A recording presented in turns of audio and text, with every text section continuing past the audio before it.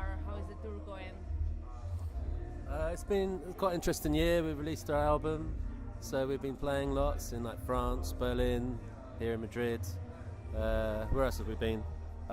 We've been to where have we been? Berlin. We went to Dublin last year. I mean, this year, because the 2 EPs have been coming out, 3 EPs. We started releasing them last year, so we've been touring quite a lot over the space of a year.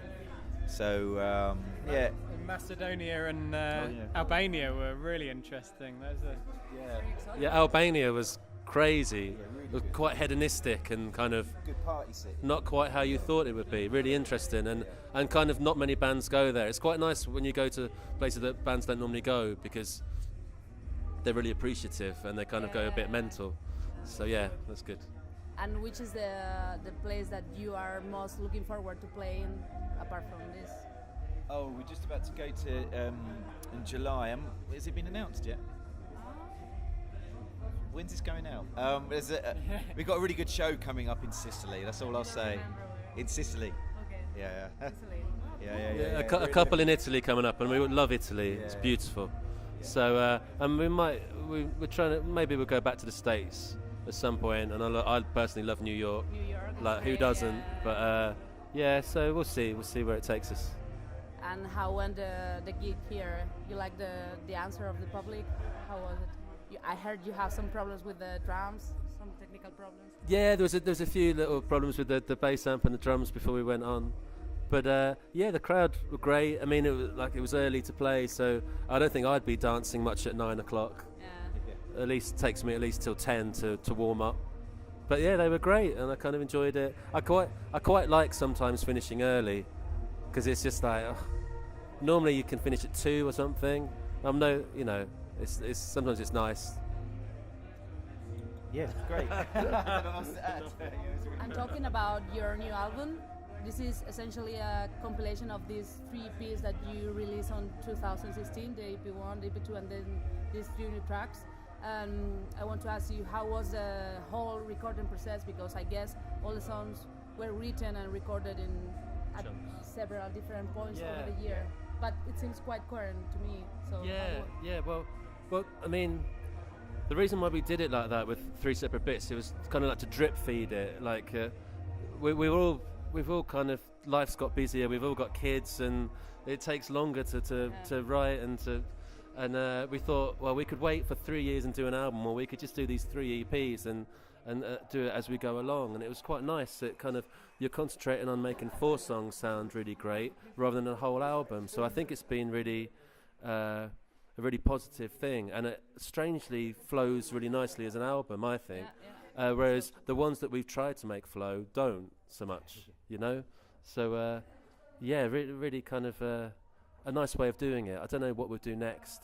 I quite like just doing the odd song here and there for a bit, maybe, but we'll see. Don't know if anyone else has anything to say. Yeah, it really helped. Ed is the mix engineer as well, so he mixed all the 3 EPs, and that helped put them together, make them fit together, because the first EP was I guess more electronic, and then the second one was more as a band.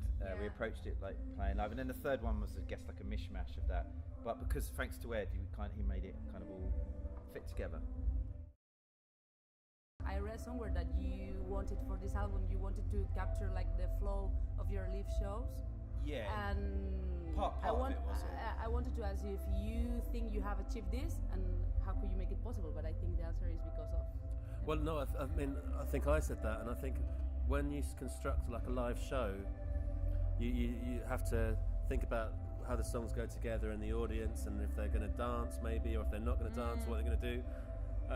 So that's kind of why it was kind of constructed as such. Obviously, an album should work on many different levels, hopefully. But I think it just made it more immediate and more, hopefully, exciting,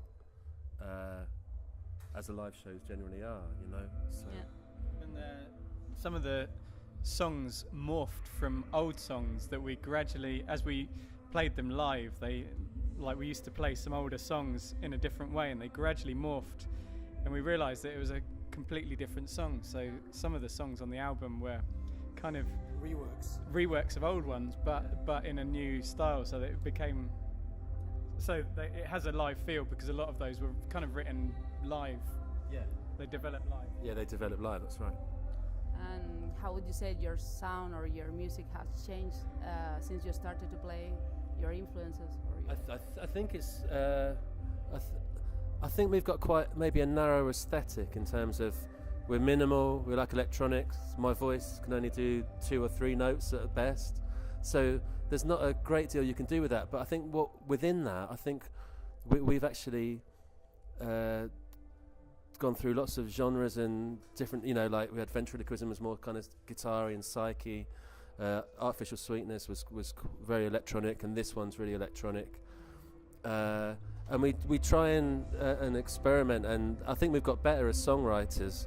I think that the difficulty is when you're a band, when you've been going around for ages, most bands when they go on, they get worse because they get better at their instruments, and it's like, oh, look at me, I'm showing off. So I'm deliberately getting worse. You're dumbing yourself. Because that's the core of that's it should be about the song, not the showing off and all that. So and I feel like we've had a bit of a resurgence. Like Artificial Sweetness I'm very fond of, and now with Ed and Ben joining the group, it feels like a new beginning, and that's why it was called Fujiya&Miyagi, like self-titled. It was like, year zero, let's see what happens next. Which music scene do you find interesting these days? Is there any recommendation about any artist or band that we should keep our eye on? What, new bands? Wow. I got what really, are you listening? well, whilst we were doing the EPs, I got really into Italo disco, like 80s, but more the kind of melancholy stuff. Some of it's really cheesy, and I kind of like that too. But the sort of melancholic kind of Italo disco was kind of a bit of an influence for me. I don't know. Anyone like? You're on an African tip at the moment, aren't you? Yeah, I'm not sure that. I'm like listening to African music at the moment, but I'm not sure that's crept into our music at all. But also with the electronics, because I'm often coming up with the synth parts. I especially with this one, I was looking. I used to love all that early '90s Warp Record stuff, and I've always said that, but never actually tried to replicate it. But I think with this one, I did some research about what synthesizers and stuff they use, and I've tried to implement that a little bit into the 90s kind of synths into this. Yeah. Okay.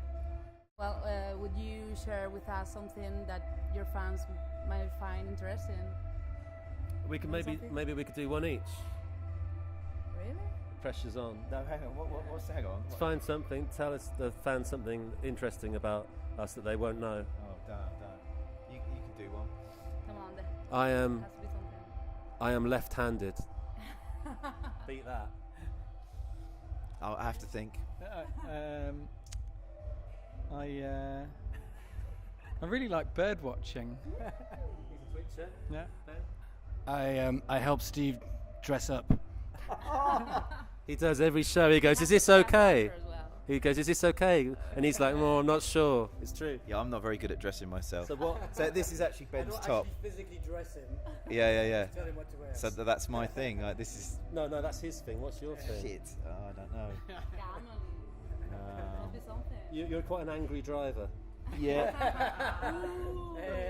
it's true. I am an angry driver. I have to let off. There we go.